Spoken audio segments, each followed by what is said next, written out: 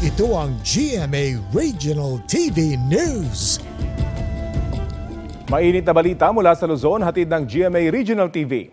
Isang linggo pa bago magbagong taon, may naitala ng naputukan ng paputok sa Baguio City. Chris, sino yung mga biktima? Rafi, parehong menor de edad ang mga biktima. Hindi pa tukoy kung anong uri ng paputok ang sumabog sa 12 anyos na biktima sa Barangay Irisan. Nagtamo siya ng second-degree burn sa kamay. Ipinagbabawal na 5-star naman ang nakadali sa 11 anyos na bata sa Barangay Lower Dagsian. Natanggalan siya ng kuko sa 2 daliri. Kwento ng biktima, pinahawak lang ng kanyang mga kaibigan ang paputok nang bigla itong sumabog. Dahil sa mga insidente, nagpatupad ng mas mahigpit na firecracker ban ang LGU para maiwasan ang pagdami ng mga nabibiktima. Patay naman matapos sa pagbabarili ng isang alagang aso sa Candon, Ilocos Sur. Sa video, maririnig ang iyak ng aso na 4 na beses pinagbabaril. Nagmamakaawa naman ng ilang tao na huwag patayin ang aso. Dinig din sa video ang paliwanag ng isa sa mga pumatay na nagawa nila iyon dahil kinagat ng aso ang isang residente sa lugar. Inireport na ng uploader ang insidente sa kanilang barangay at nagain ng reklamo sa Candon City Prosecutor's Office. Sinisikap pang makuna ng pahayag ang mga pumatay sa aso.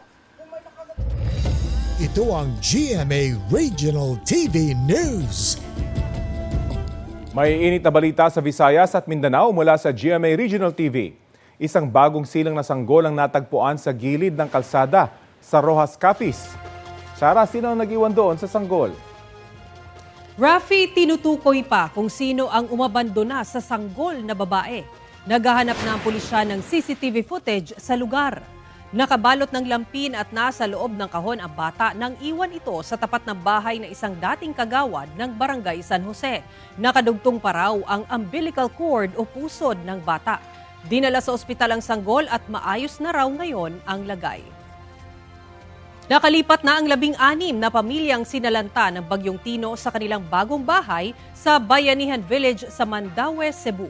Sila yung mga residente ng Barangay Alang-Alang at Barangay Umapad na unang nakituloy sa modular shelter units ng Department of Human Settlements and Urban Development.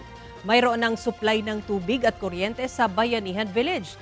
Pero dahil hindi pa tapos ang kanilang cooking area, sa ilalim ng mga tolda muna sila nagluluto.